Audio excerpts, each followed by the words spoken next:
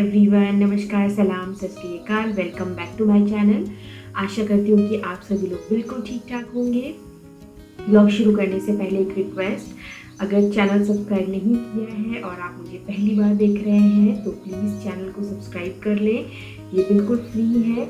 Bell icon को hit करें ताकि आपको मेरे फ्यूचर वीडियोस के नोटिफिकेशन मिले और आप सबसे पहले मेरी वीडियोस देख पाएँ। आप मुझे फॉलो कर सकते हैं फेसबुक और इंस्टाग्राम पे भी।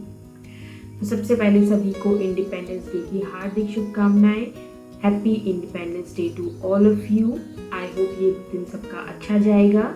बाय द वे, आज है मंडे और मंडे को मेरा फास्ट होता है, तो सबसे पहले मैं पूजा पाठ का काम निपटा लेती हूँ मंडे को जल्दी नहा धो करके। तो बस मैं वही कर रही हूँ अभी।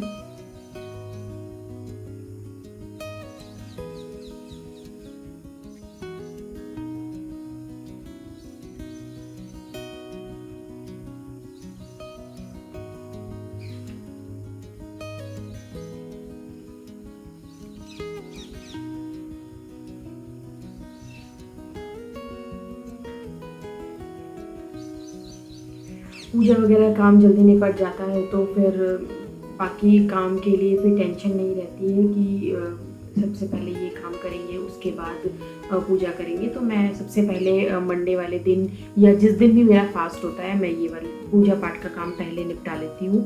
उसके बाद मैं आई हूँ किचन में, ब्रेकफास्ट बनाऊँगी। तो ब्रेकफास्ट के लिए सबसे पहले मैं आज बना रही हूँ चटनी। तो मेरे पास था ये खूब सारा हरा धनिया, उसमें थोड़ी सी हरी मिर्च डाली है मैंने और 2 गार्लिक के क्लोव्स डाल रही हूँ, ये बड़े बड़े।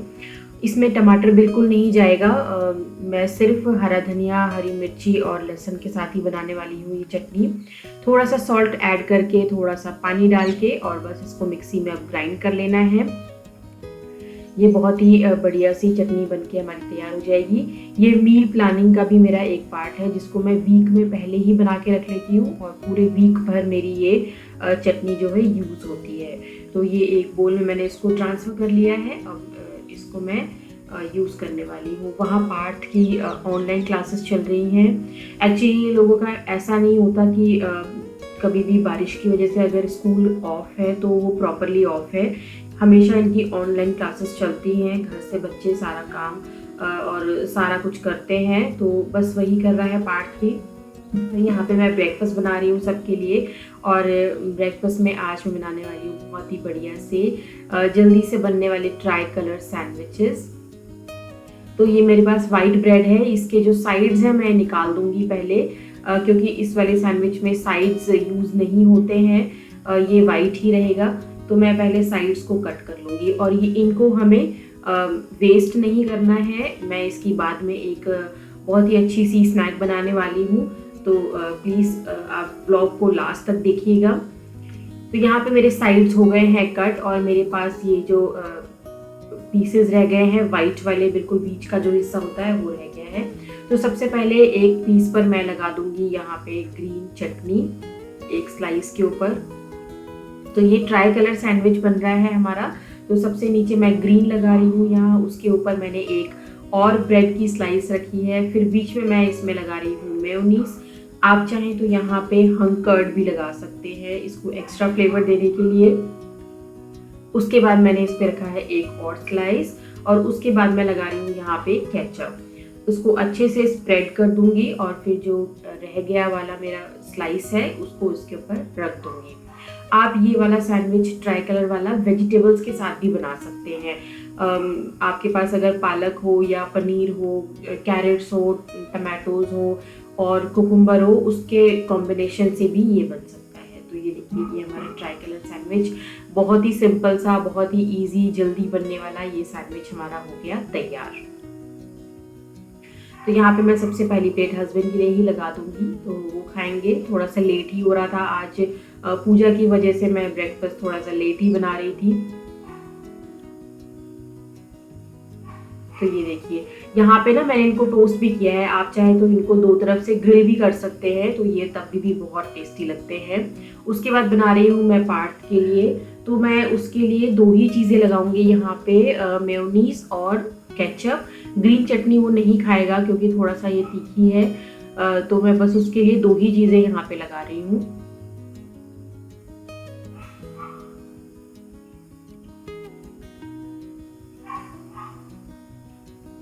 क्लास करने के बाद उसको बीच में अभी 2 क्लासेस के बाद उसको ब्रेक मिलेगा, तो उस ब्रेक में वो खा लेगा।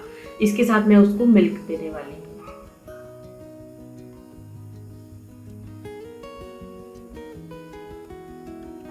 उधर मैंने बची हुई चटनी को कर दिया है स्टोर, जो अब हर मील्स में हमारे काम आएगी, हर मील्स के साथ, चाहे लंच हो चाहे डिनर हो। उधर हस्बैंड ने थोड़ी चाय बनाई थी मेरे लिए, क्योंकि मेरा तो फास्ट है, मैं कुछ भी नहीं खाऊंगी अभी। तो बस मैं बैठ करके यहाँ पे चाय पीऊँगी आराम से। बाकी सब काम मैंने अभी फिनिश कर लिया है किचन का। और यही समय पे मेरी घर पर भी सबसे बात हुई थी, सभी फैमिलीज़ में। तो हेल्थ अपडेट मिल रहे थे सबसे। एक्चुअली आई फ्लू काफ़ी ज़्यादा स्प्रेड हो रखा है बच्चों में भी, और वायरल तो रहता ही है हमेशा। तो बस वही हेल्थ अपडेट्स मिल रहे थे मुझे। तो सबसे ही बात हो गई थी मेरी ऑलमोस्ट। उसके बाद मैं गई थी ऊपर, थोड़े बहुत कपड़े मुझे सुखाने थे और मैं बानू को भी नहला धुला करके लेके गई थी थोड़ा सा ऊपर। काफ़ी अच्छा मौसम था, हवा भी बहुत बढ़िया चल रही थी। और बानू ने आते ही यहाँ पे अपने कपड़े गंदे कर लिए थे, तो मैंने नीचे जा करके उसके कपड़े चेंज किए थे। तो आज मैडम के ना 2-3 बारी कपड़े चेंज हो चुके हैं सुबह से। तो ये ग्रोसरी बैग्स थे, इनको मैंने सुबह वॉश किया था, तो बस इनको मैं सुखाने आई थी। ऑलमोस्ट अभी सूखने ही वाले हैं। और जितने भी कपड़े मैंने सुबह डाले थे धूप में, धूप तो नहीं थी पर हल्का हल्का मौसम ऐसा ही था, तो सूख गए हैं ये। मैं इनको नीचे ले जाऊंगी और फोल्ड करूंगी।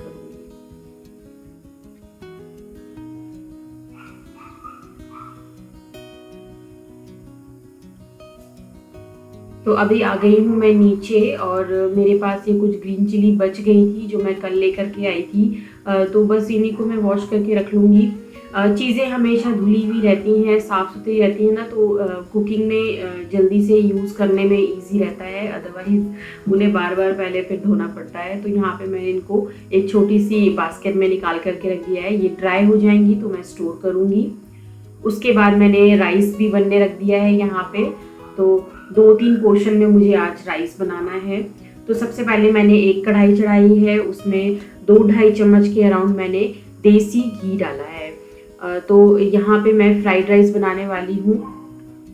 घी बहुत जल्दी गर्म हो जाता है, तो जैसे ही गर्म होगा मैंने इसमें डाला है जीरा, थोड़ी सी हींग, और ये दोनों जैसे ही भुन जाएंगे मैंने डाला है इसमें 1/2 कप कैश्यू।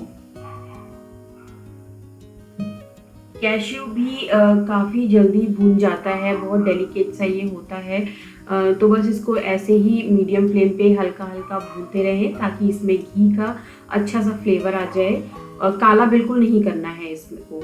इसके बाद मैंने इसमें सेम ही क्वांटिटी में डाला है पीस, जो मटर होती है हरी वाली। मेरे पास ये हमेशा फ्रोज़न होती है, तो मैं कभी भी इसको यूज़ करती हूँ। तो जितना मैंने कैश्यू लिया है उतना ही मैंने फ्रोज़न पीस लिए हैं। दोनों चीज़ें भुन जाएंगी, उसके बाद मैंने इसमें पनीर के क्यूब्स डाले हैं। तो ये पनीर मेरा होममेड है। मैं जब भी मुझे चाहिए होता है नेक्स्ट डे, मैं एक दिन पहले बना करके पनीर रख लेती हूँ और फिर उसे रेसिपीज़ में यूज़ करती हूँ। तो पनीर को बहुत हल्का सा ही कुक करना है। उसके बाद मैंने इसमें डाला है ब्लैक पेपर, थोड़ा सा सॉल्ट, और अब इसको मिक्स कर देना है। तो पनीर को डालने के बाद बहुत ज़्यादा नहीं पकाना है, बस हल्का सा टॉस कर लें इस तरीके से। उसके बाद मैं डाल रही हूँ इसके अंदर ये वाइट राइस, अभी अभी जो मैंने बनाए थे, अभी स्टीम है इनमें थोड़ी सी। उसके बाद मैं डाल रही हूँ ये ग्रीन वाले, ये भी मैंने सारे के सारे अभी बनाए हैं। जैसे कि मैंने कहा था कि मुझे 3 पोर्शंस में बनाने हैं। और उसके बाद मैं डाल रही हूँ ये ऑरेंज वाले राइस, केसरिया राइस, जिनको मैंने हल्का सा फूड कलर जो जलेबी वाला होता है और थोड़ा सा केसर डाल करके बनाया है। और उधर ग्रीन वाले को भी मैंने जो ग्रीन वाला फूड कलर होता है वो डाल करके बनाया है। तो ये तीनों ही राइस को मैंने अलग अलग बनाया है, एक साथ बना करके फूड कलर मिक्स नहीं किया है। तो इस तरीके से बनाने से ना इनका जो कलर है राइस में ही रह जाता है, फिर जो वाइट वाले डालेंगे ना आप तो उनमें मिक्स नहीं होगा। तो ये देखिए बहुत ही सुंदर ब्यूटीफुल से कलर, देखिए कितना अच्छा है, वाइब्रेंट सा try colour paneer fried rice हमारे बन करके आज तैयार होंगे। और उधर पापा आए थे लंच के लिए, और बेटी की धमा चौकड़ी बस यहाँ पे शुरू हो जाती है। दोनों बहुत ही मस्ती करते हैं जब एक साथ रहते हैं।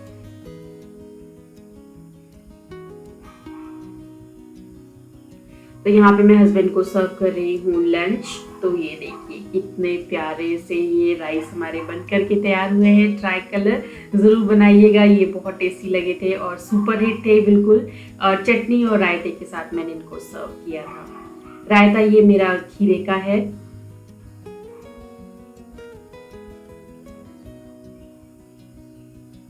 उसके बाद मैं बिटिया को बस सुलाने की तैयारी में हूँ। लंच मैंने उसे करा दिया है।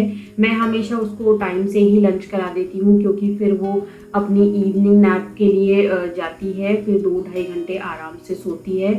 इसके बीच में फिर उसको खाना खिलाना बहुत मुश्किल हो जाता है। तो बस धीरे धीरे थपकाती हूँ मैं ऐसे ही 10-15 मिनट और उसको नींद आ जाती है और उसके बाद मैं उसको रूम में सुला दूँगी। तो कभी कभार वो इस तरीके से सो जाती है जब मैं थोड़ा उसको थपकाती हूँ और वो गोदी में ही ऐसे ही सो जाती है। तो पता चल जाता है ना कि कब सोने का टाइम है, तो मैं बस उसको खाना खिला देती हूँ फटाफट से और वो सो जाती है। देखिए अब सो गई है। अब मैं इसको रूम में ले जा करके अंदर सुला दूंगी।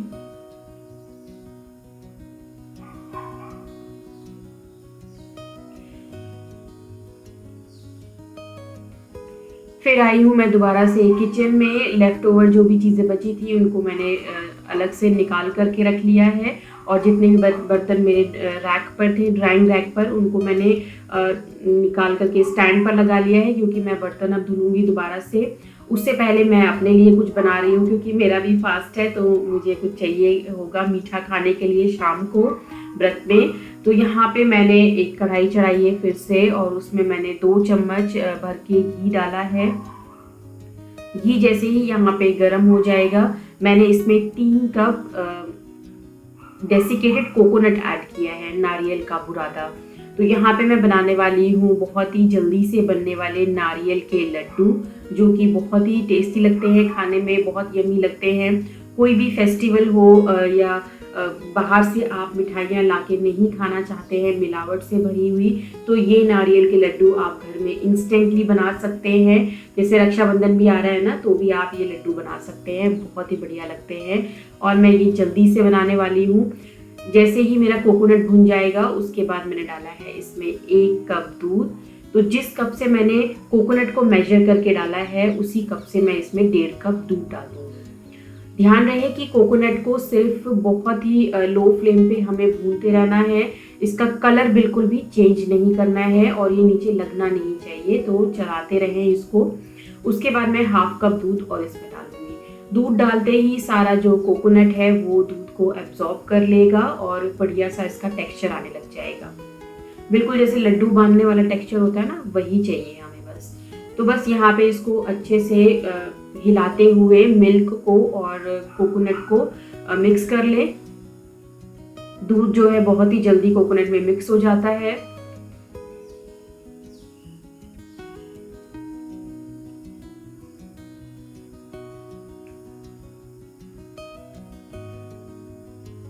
ध्यान बस इसमें यही रखना है कि ये बिल्कुल भी कढ़ाई में लगना नहीं चाहिए, अदरवाइज इसका कलर चेंज हो जाएगा, ये ब्राउन ब्राउन सा होने लग जाएगा। उसके बाद मैंने इसमें 1 कप, जिस कप से मैंने मिल्क लिया था ना, उसी कप का हिसाब लेकर के मैंने इसमें शुगर डाली है। मैंने जिससे नापा था वो मेरा 1/3 का कप था, तो मैंने 1.5 कप डाला है, तो इसका मतलब वो 1 कप हो चुका। तो 1 कप इसमें मैंने शुगर डाली है।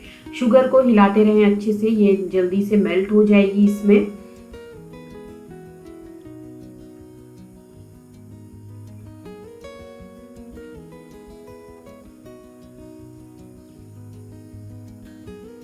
शुगर मेल्ट होते ही ना ये हल्का हल्का लूज होने लग जाएगा, आपको पता चल जाएगा। उसके बाद इसमें मैं डाल रही हूँ 2-2.5 चम्मच भर के मिल्क पाउडर। तो मिल्क पाउडर जो है मैं इसी क्वांटिटी में डाल रही हूँ। मेजरमेंट का हमेशा ध्यान रखना चाहिए जब भी आप कोई मिठाइयाँ बना रहे हैं या केक बना रहे हैं, तो उस इन चीज़ों में ना मेजरमेंट का बहुत बड़ा रोल होता है। तो अभी मैंने जो मिल्क पाउडर डाला है वो इसी क्वांटिटी में इसके अंदर जाएगा। ज़्यादा डालने से मिल्क पाउडर ना दांतों में चिपकता है और जब ये ठंडे हो जाएंगे तो वो बहुत जल्दी सॉलिड हो जाएगा, तो वो उतना खाने में अच्छा नहीं लगता। इसलिए मैंने सिर्फ 2 या 2.5 चम्मच ही डाला है। तो आप भी क्वांटिटी के हिसाब से ही डालें जिस पोर्शन में आप बाकी सब चीज़ें डाल रहे हैं। तो बस यहाँ पे ये हो गया है तैयार। मैं इसको ठंडा होने रख दूंगी, फिर मैं इसके लड्डू बनाऊंगी। तो वहाँ पे जब तक मिक्सचर मेरा ठंडा हो रहा है, मैंने यहाँ पे सारे के सारे बर्तन धुल करके स्टैंड पर लगा दिए हैं जो भी लंच के हुए थे। तो ये काम भी मेरे साथ के साथ चलते ही रहते हैं। तो मेरा आधे से ज़्यादा टाइम किचन में ही जाता है यही काम करने में, और साथ ही मैं क्लीनिंग भी निपटाती रहती हूँ, क्योंकि मुझे ज़्यादा काम फैला हुआ अच्छा नहीं लगता। मैं जब कभी भी मैं तीनों टाइम का खाना भी बनाती हूँ ना, बनाने के बाद मैं फटाफट से काउंटर टॉप ज़रूर क्लीन कर देती हूँ, क्योंकि इससे ना काम फैला हुआ नहीं लगता। उसके बाद ये मिक्सचर हो गया है हमारा ठंडा। अब इसके लड्डू बनाएंगे हम। साथ ही में मैंने रख लिया है थोड़ा सा कोकोनट पाउडर साइड में प्लेट में। इसको मैं लड्डू पर लगाने के लिए यूज़ करूँगी। और एक प्लेट और एक्स्ट्रा रख ली है मैंने, इसमें मैं बना बना करके रखने वाली हूँ। इवन तो मैंने ये प्लेट बाद में चेंज की थी, क्योंकि मेरे लड्डू क्वांटिटी में थोड़ा ज़्यादा बन रहे थे और वो उस प्लेट में नहीं आ रहे थे। तो यहाँ पे बस थोड़ा थोड़ा मिक्सचर हथेली पर लेकर के उसको इस तरीके से गोल करते जाएं, और जो जिस तरीके से ऐसे हलवाई करते हैं ना, बिल्कुल हिला हिला करके इसकी शेप बिल्कुल गोल देनी है। और इसकी जो सरफेस होता है ना, उसको भी एकदम चिकना बनाना है, बिल्कुल प्लेन रखना है। कोई भी क्रैक इसमें आपको नहीं दिखेगा। ये देखिए कितना सुंदर ये स्मूथ सा लड्डू हमारा बन करके तैयार हो गया है, बिल्कुल हाथों पे भी नहीं चिपक रहा है। और उसके बाद करना है ये वाला स्टेप, इसमें कोकोनट को अच्छे से लगा देना है। इससे लुक बहुत ही अच्छा आएगा और खाने में भी ये बहुत ही एक्स्ट्रा टेस्टी लगने वाले हैं। वैसे ये स्टेप ऑप्शनल है, आप चाहे तो कर सकते हैं, चाहे तो इसके ऊपर एक बादाम का पीस रखते रहें जैसे लड्डू बनते रहें, और इसके अंदर आप एक एक किशमिश भी रख सकते हैं, या फिर थोड़ा थोड़ा मावा रख सकते हैं। तो हर तरीके से बना सकते हैं आप। इसमें फूड कलर डाल करके इसको और भी अच्छा लुक दे सकते हैं। जैसे जलेबी वाला रंग डाल दे तो ऑरेंज लड्डू बन जाएंगे, ग्रीन वाला डाल दे तो जो लौकी के लॉच वाला होता है वो उससे ग्रीन वाले लड्डू बन जाएंगे। तो बहुत ही अलग अलग टाइप के आप बना सकते हैं, बिल्कुल हलवाई स्टाइल, जैसे हलवाई की दुकान में मिलता है ना स्वीट शॉप में, वैसे वाले। तो बस मैं फटाफट से यहाँ पे अपने सारे के सारे लड्डू बना लूँगी। और मेरे घर में तो इतने सुपर हिट रहे, मैं हस्बैंड को लेकर के गई दिखाने के लिए, तो उन्होंने तो 2-3 वहीं खा लिए कि बहुत बढ़िया बने हैं, बहुत ही टेस्टी बने हैं। पार्थ को भी बहुत ही अच्छे लगे। और मुझ जैसी पर्सन जिसको मीठा बहुत पसंद है, तो मैं हमेशा ऑप्शंस ढूंढती रहती हूँ कि जल्दी से क्या क्या चीज़ें बन जाती हैं, तो मैं बना करके रख लेती हूँ, तो हफ्ता भर मेरी वो चीज़ें चलती हैं। और ये लड्डुओं को भी आप फ्रिज में रख सकते हैं हफ्ता भर, ये बिल्कुल भी ख़राब नहीं होंगे। इसमें डेयरी प्रोडक्ट क्योंकि हमने यूज़ किया है, तो ये वीक भर तो इजीली चल जाएंगे। तो यहाँ पर मेरे सारे लड्डू हो गए हैं बनके तैयार। कोकोनट लगा दूंगी सबके ऊपर अच्छे से। तो जब भी फास्ट वगैरह रहता है ना मेरा, तो मैं इस तरह की चीज़ें बना लेती हूँ, ताकि मुझे फिर बाद में बनाने में ज़्यादा दिक्कत ना हो, क्योंकि ये मीठे ही फास्ट होते हैं, नमकीन इसमें नहीं खाते हैं कुछ भी, नमक का या सेंधा नमक भी नहीं खाते हैं, तो मीठा मुझे चाहिए ही होता है। तो कभी मैं सेवइयाँ बनाती हूँ, कभी मैं आलू का हलवा बना लेती हूँ। तो आज मैंने ये लड्डू बना लिए हैं, तो मेरे फास्ट में काम आएंगे। और देखिए बहुत ही बेहतरीन से ये लड्डू हो गए हैं तैयार। टेस्टी से ज़रूर बनाइएगा और ज़रूर खाइएगा, मुझे बताइएगा कि कैसे लगे आपको।